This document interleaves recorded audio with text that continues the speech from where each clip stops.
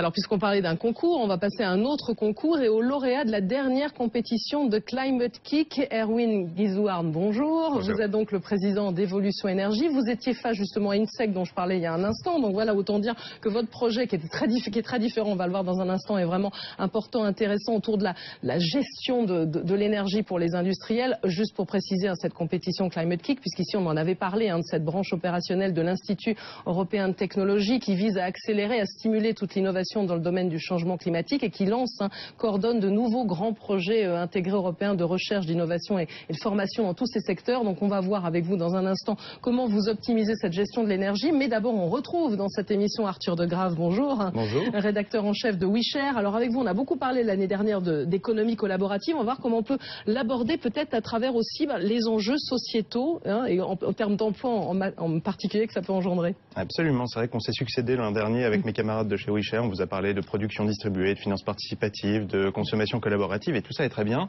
mais il faut quand même faire attention au discours un petit peu béat du partage sauvera le monde.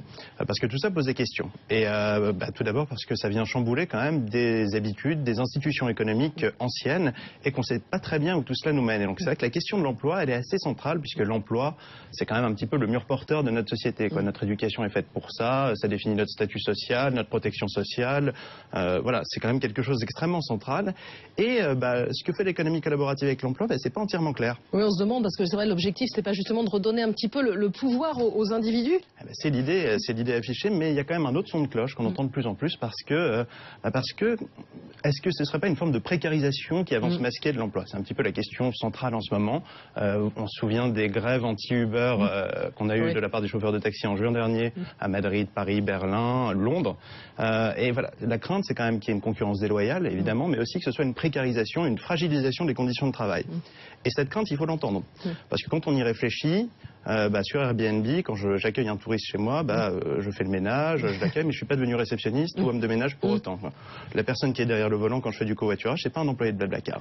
Donc ça pose quand même pas mal de questions. Alors il y a un analyste qui s'appelle Evgeny Morozov, dont le livre Pour tout résoudre, cliquez ici, sort ces jours-ci en France, je vous recommande la lecture, c'est passionnant, qui pense qu'en fait Evgeny Morozov, absolument, et qui pense que cette économie du partage, c'est un avatar de ce solutionnisme technologique. Donc voilà, est-ce que c'est pour le pire ou est-ce que c'est pour le meilleur? Oui, c'est la question qu'on peut se poser, oui. C'est très compliqué. C'est difficile. Déjà, en fait, il faut quand même tempérer un peu la critique parce qu'Airbnb et Uber, c'est pas la totalité de l'économie collaborative. Il y a plein de petits projets qui n'ont pas un impact aussi fort. Et il faut quand même avouer qu'aujourd'hui, la cause principale de la disparition de l'emploi, c'est plutôt l'automatisation. Mais c'est vrai que l'économie collaborative, elle participe à ce mouvement qui tend à séparer l'emploi et le travail. Et donc ça, en fait, est-ce que c'est bien, est-ce que c'est mal? C'est un petit peu à nous d'y répondre et ça dépendra vraiment, en fait, des institutions, du pacte social qu'on arrivera à construire autour de cette nouvelle économie. C'est-à-dire qu'il va falloir réapprendre à faire de la politique de la vraie. Et donc, il y a des solutions qui s'esquissent. Il y a le philosophe Bernard Stiegler qui évoque un revenu contributif qui ressemble un peu au régime des intermittents, quelque part, pour justement restabiliser un petit peu tout ça. Il y a l'idée un petit peu ancienne, mais qui fait son chemin du revenu de base universel. Donc, l'initiative européenne pour un revenu de base universel en début d'année a quand même récolté 285 000 signatures en faveur de cette initiative. Donc voilà, il y a des pistes. Mais en fait, il faudra déjà, je pense, s'entendre sur le diagnostic. C'est-à-dire que, alors, petite note personnelle, moi je suis né en 1986 et je me souviens pas en fait d'une époque où on ne parlait pas de crise et de chômage. Voilà. Ça fait 30 ans que les inégalités et le chômage croissent de façon structurelle. Donc j'ai un petit peu envie de retourner la question aujourd'hui. Est-ce que l'emploi tel qu'on le concevait au siècle dernier assure encore les conditions d'une prospérité partagée? Voilà. Donc, en gros, l'économie collaborative, c'est pas une solution miracle, mais une occasion de se poser la question. Est-ce qu'on fait comme avant? Est-ce qu'on fait encore de l'écharnement thérapeutique? Ou est-ce qu'on invente quelque chose de nouveau? C'était la question aussi qu'a lancé Jérémy Rifkin qui était sur ce plateau il n'y a pas si longtemps que ça. Voilà, moi aussi je suis né, finalement je m'entendais parler aussi de crise pétrolière quelques temps après. Donc voyez, on est vraiment dedans. Allez, maintenant on va parler justement, maintenant il faut optimiser l'énergie, donc on va en parler avec vous. Erwin Guizouarn, donc président d'Evolution Énergie, comme je disais, un lauréat de la dernière compétition de Climate Kick. Donc vous optimisez, vous avez des gros clients, ce sont des industriels, il faut bien dire, si bien que vous en arrivez à gérer 6% de l'énergie de l'Union européenne. Quand on entend comme ça, on est impressionné. Tout à fait, Nathalie. J'aurais tendance à dire, impressionnant au niveau des volumes, pour certains incroyable. Tout simplement, en fait, on s'est lancé sur un business où on entendait beaucoup parler du smart grid. À ce moment-là, on s'est lancé en 2010. Le smart grid, en tant que start-up, n'avait pas vraiment de business model. On est allé voir les industriels 40% de la consommation d'énergie mondiale. Pour certains d'entre eux, l'énergie, ça va représenter jusqu'à 80% de leur coût variable.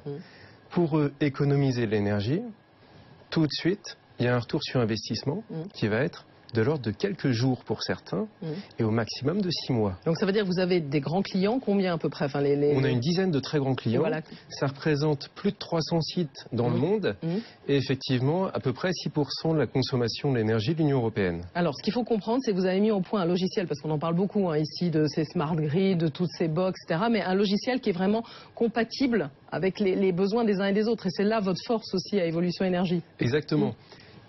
La plupart du temps, on va vous dire installez un capteur et je vous donnerai l'heure. Non, nous, on va vous dire vous avez déjà les capteurs, on va se connecter à tous vos capteurs. On a développé de la technologie pour le faire et derrière, on va vous dire en Chine, en Europe, aux États-Unis, à Singapour, combien vous consommez d'énergie et surtout ce que ça vous coûte. Ça, c'est une donnée que les industriels, de façon surprenante, ont assez rarement. Bon, assez rarement, d'accord. Ils n'ont pas en mesure de chercher ça, ou alors ils ne doivent peut-être pas, c'était compliqué. Ça reste au niveau du site. Oui, c'est ça. Ça revient rarement au niveau des décideurs qui, eux, vont comparer les sites de consommation, l'efficacité énergétique et se dire, ben voilà, mon énergie me coûte tant et maintenant, je décide d'action pour réduire ma consommation d'énergie.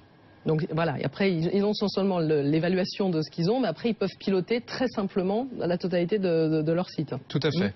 Ils sont vraiment capables de piloter de manière centralisée, mais de manière aussi locale, leur consommation, leurs actions. Typiquement, on parle de mécanismes d'ajustement ou ce qu'on appelle de demand response, mais aussi certains de nos clients sont carrément devenus leurs propres fournisseurs d'énergie en se disant j'ai de tels volumes, je vais me fournir moi-même. D'accord. Donc c'est vraiment un changement complet dans leurs habitudes de consommation. Arthur de Grave, j'imagine ça vous interpelle. Ça, oui, c'est super intéressant. C'est vrai qu'on ne peut pas tout résoudre en cliquant ici, mais sur le plan énergétique, quand même, ça aide quand même beaucoup. Enfin, voilà, ça aide à prendre des décisions et c'est vraiment un outil qui est super intéressant. Donc vous disiez, vous êtes à combien? 20% d'économie d'énergie, c'est ça? Il y a une sorte de seuil. Ça, c'est quelque chose qui me surprend beaucoup un peu à Windsor. On se dit, pourquoi on ne pourrait pas faire 25, 30, mais il y a une sorte de seuil quand même. Ça, il y a une étude, en fait, c'est 20%. Je le montre, mais c'est surtout la norme ISO 50001 qui l'indique. Ils ont fait une grosse étude transsectorielle qui indique qu'on peut aller jusqu'à 20% d'économie, de réduction de la consommation énergétique avec un système de management de l'énergie. Et notre système, justement, permet d'automatiser tout ça pour arriver à de telles performances. Alors j'imagine la question qui revient souvent aussi quand vous faites comme ça un logiciel qui est compatible, on se dit, et la sécurité dans tout ça? Parce que c'est vraiment la question qu'on va se poser. C'est bien gentil d'avoir tout un recueil de données, mais surtout quand on est quand même des gros industriels, on peut se poser la question. La sécurité, en fait, on a eu la chance dès la création de la société de travailler en fait avec la Caisse des dépôts et notamment sur l'interfaçage de notre logiciel avec le registre français du CO2. Donc en 2010, la sécurité sur le registre français du CO2 était une vraie problématique. Nos premiers clients, je peux le citer, un de nos premiers clients, ça a été le groupe ArcelorMittal. En sécurité, ce sont des gens qui sont excessivement pointilleux. D'accord, on l'imagine. D'accord. Donc là, de ce côté-là, il n'y a pas de souci. Et d'ailleurs, vous pouvez concurrencer aussi les plus grands noms. Enfin, vous n'allez pas le dire, mais vous qui êtes une start-up, on ne peut pas citer tout le monde, mais vraiment, vous avez une solution assez unique en son genre, il faut bien le dire. On a cette chance, effectivement, d'avoir des très grands industriels qui nous ont fait confiance et effectivement qui, même en Allemagne, on a un des plus grands industriels allemands en client qui, naturellement, va plutôt chez un grand éditeur de logiciels allemand. Donc il va vers vous. Alors j'imagine vous vous développez encore plus. Vous disiez créer en 2010, accélérer, vous recherchez des fonds, vous êtes en plein développement. Tout à fait. On est en développement à la fois à l'international. On a signé nos premiers contrats à Singapour, au Japon et aux États-Unis, mais aussi au niveau transverse, car actuellement, on va sur les grands corporates et le grand tertiaire. Là, on est très fiers d'annoncer la signature de l'ensemble des des aéroports de Paris, Oui. dans le cadre d'un appel d'offres public. Oui. Ils ont choisi notre solution de gestion énergie et environnement. Donc vous êtes vraiment dans ces enjeux de ville durable dont on parle régulièrement. Là, on n'est pas uniquement sur les industriels, même on sait, hein, ça représente là, vous avez dit 6% de l'énergie de l'Union européenne, mais il faut travailler aussi sur d'autres objectifs. Exactement. En fait, à partir du moment où pour un industriel, on peut gérer des dizaines de milliers de compteurs, on peut aller gérer une ville. Voilà, donc en tout cas, un lauréat de la dernière compétition de Climate Kick. Vous allez pouvoir aller au festival européen de l'innovation, défendre aussi à la fin du mois tous vos projets. Erwin Guizouarn, président d'Evolution Énergie, on peut vous souhaiter un bel essor encore dans ces enjeux-là. Merci aussi Arthur De Graaf, qu'on retrouvera bientôt. On marque une dernière pause dans cette émission et nous allons parler du recyclage des cartouches d'impression et des tonnerres. C'est important avec le consortium Conibi dans un court instant.